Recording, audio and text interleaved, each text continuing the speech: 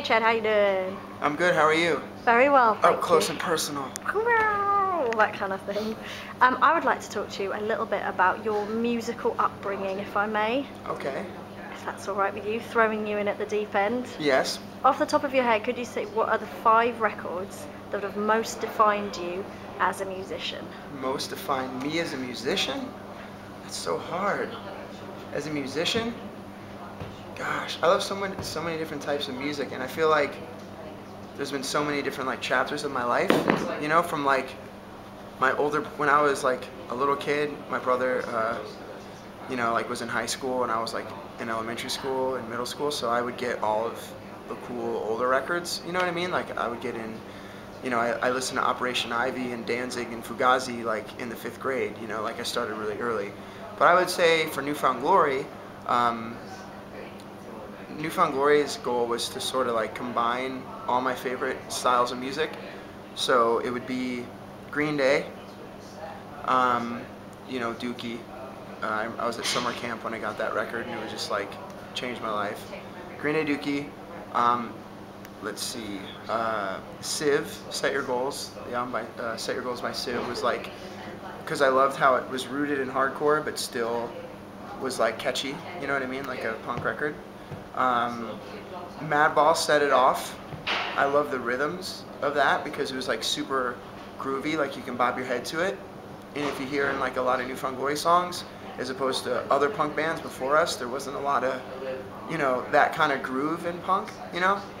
And that was something I wanted to add, you know, in Newfound Glory. What's another band? Man, I'm trying to think of the bands that like really... Well, and then They Might Be Giants, because they're like my all-time favorite band. They Might Be Giants, I feel like besides their goofy songs, they have like, there's like 7, I don't have any of their newer albums, so I'm like not a good fan as I used to be, as good of a fan as I used to be. But They Might Be Giants had 7 albums that I have, and just about every song besides the goofy one is so catchy and good. And I felt they were very consistent, and that was one of my goals, is to try to be consistent as a songwriter. And then the last but not least, what's another one? It's just so hard. It's so hard.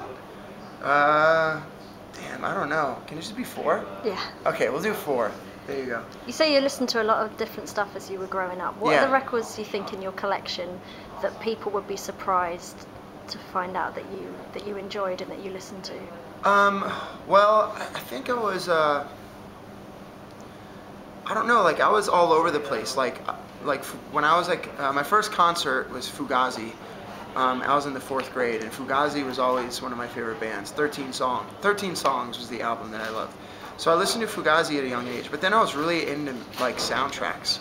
And I tweeted about this the other day, but like for instance, like Cry Baby, the movie Cry Baby, like I bought that soundtrack, you know, like I would have just any kind of musical, like I would know all the words to every musical, you know, like I was really into that. But then I was into like, you know, in the 5th grade, I have a thing of me in elementary school wearing a Danzig shirt, and I'm tutoring a kindergartner, because you know the 5th graders would teach the kindergartners how to read. They'd read stories to them and help them.